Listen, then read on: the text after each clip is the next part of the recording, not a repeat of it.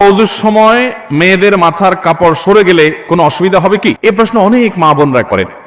আজকে লাইভে এক ভদ্র মহিলা এসার পরে লাইভ অনুষ্ঠানেও প্রশ্ন করেছেন। প্রশ্নটা হলো যে মহিলাদের মাথার কাপড় সরে গেলে ওযুর মধ্যে কোনো অসুবিধা হবে কিনা। উত্তর হলো ওযুর সময় মাথার কাপড় থাকতে হবে এমন কোনো বাধ্যবাধকতা নাই। পুরো ওযুর সময় যদি মাথার কাপড় না থাকে তাও ওযু হয়ে যাবে। দেখতে হবে যে কোনো গায়রে মারাম পুরুষ তাকে দেখছে কিনা। কোনো গায়রে মারাম পুরুষ নাই, বাসায় এখানে বাপ ভাই আছেন, স্বামী আছেন, সন্তান আছেন, তাদের সামনে তিনি ওযু করছেন বা অন্য নারীর সামনে ওযু করছেন বা একা একা ওযু করছেন। মাথায় কাপড় যদি টোটাল পুরো ওযুতে একবারও না থাকে তাতে কোনো অসুবিধা। আমরা সময় যেখানে জায়গা মাথা কাপড়ের সেটা দিই না, যেখানে মাথা কাপড় যাওয়ার দরকার নাই সেখানে মাথা কাপড় নিয়ে টানাটানি করি। আজানের সময় অনেক মহিলা মনে করে যে ঘরে আছে একা একা কেউ নাই, তারপরে আজান শুরু হয়ে গেছে তাড়াতাড়ি মাথা কাপড় দেওয়া শুরু করে। আছে না নাই? এখানে মাথা কাপড় দেওয়া জরুরি না তো। যদি কোনো গায়রে মাহরাম পুরুষ থাকে তখন আজান না হলেও মাথা কাপড় দিতে হয়। আর যদি কোনো গায়রে মাহরাম পুরুষ না থাকে সেখানে আপনার জন্য মাথা কাপড় দেওয়া জরুরি। আপনি রিল্যাক্সে থাকতে পারেন, মাথা কাপড় দিতেও পারেন, নিচেও থাকতে পারে। এখন কথা হলো ওযু। ওযু করার সময় আপনি যখন মুখ ধোবেন একেবারে চুলের গোড়া পর্যন্ত পানি যেতে হবে, এই কানের লতি পর্যন্ত পানি যেতে হবে। তাহলে এই জায়গাগুলোতে পানি পৌঁছানোর জন্য মাথায় কাপড় থাকলে অনেক সময় ভিজে যাবে, এই জন্য সরাই নিয়ে আপনি ভালো করে ধুলেন, অবশ্যই জায়েজ আছে। আবার যখন মাথা মাসা করবেন ভিজে হাত যখন উপর দিয়ে দিবেন অনেক সময় কাপড় ভিজতে পারে, এই জন্য কাপড় সরাই দিয়ে আপনি পুরো মাথা মাসা করলেন, অসুবিধা নেই। তাহলে খোলাসা এবং সারাংশ কথা হলো ওযুতে মেয়েদের মাথা কাপড় দিয়েই ওযু করতে হবে এমন কোনো বাধ্যবাধকতা। মাথা কাপড় রেখে যদি ওযু করতে পারেন ওকে, আর যদি সরেও যায় তাতে কোনো অসুবিধা নাই। সাধারণ গোসল করার পর নামাজ পড়ার জন্য আবার ওযু করার প্রয়োজন আছে কিনা? অনেক লোক আছে দেখবেন গোসল করার পর আবার নতুন করে ওযু করে, আছে না নাই? গোসল শেষ উনি আবার বিসমিল্লাহ পড়ে ওযু শুরু করছে। এটা একটা নিষ্প্রয়োজনীয় কাজ, কোনো দরকারি কাজ না, বেদরকারি কাজ। আপনি যদি সুন্নাহ সম্মত গোসল করেন তাহলে গোসলের সাথে বাই ডিফল্ট ওযু অটোমেটিক হয়ে যায়, আলাদা করে ওযু করার আর দরকার। সুন্নাহ সম্মত গোসল কোনটা?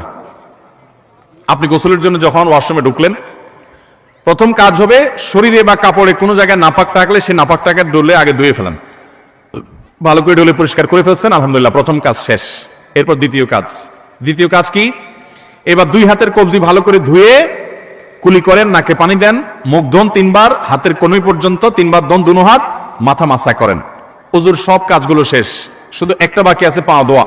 পা ধোয়াটা থাকুক বাকি। এবার আপনি মাথায় কাঁধে শরীরে পানি ঢেলে গোসল করেন। ওয়াশরুম থেকে বের হওয়ার সময় 2 পা একেবারে ইয়া পর্যন্ত টাকনু পর্যন্ত ধুয়ে এরপর আপনি বের হয়ে চলে যান।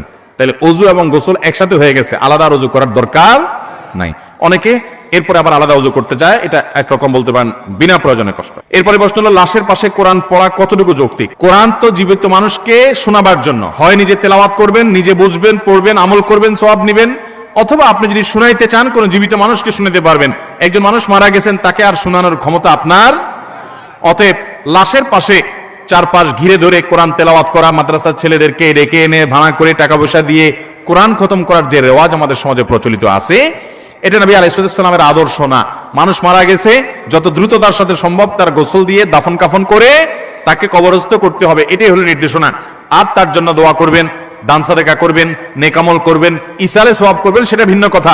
কিন্তু লাশের পাশে বসে কোরআন পড়ার বিশেষ কোনো বৈশিষ্ট্য নাই। এরপরে প্রশ্ন হলো, আমি একজন মুসলিম ছেলে, আমার একটি প্রশ্ন ছিল, জন্মের পর আমার নাম রাখা হয়েছে হিন্দুদের নামানুসারে। এখন আমি যদি আমার নাম পরিবর্তন করে সুন্দর একটি ইসলামিক অর্থবহ নাম রেখে আকিকা দেই, তাহলে কি কিয়ামতের দিন আমাকে এই নাম ধরে ডাকা হবে নাকি আগের নাম ধরে ডাকা হবে? কারণ শুনেছি কিয়ামতের দিন আল্লাহ তাআলা সুন্দর অর্থবহ নামের উসিলা মানুষকে জান্নাত দান করবেন। দেখুন, যদি কারোর নামের মধ্যে শিরকপূর্ণ কিছু থাকে, শিরকপূর্ণ, তাহলে সে নাম পরিবর্তন করা আবশ্যক। বাপ থাকলে বাপে করবেন, না নিজে নিজে করবেন।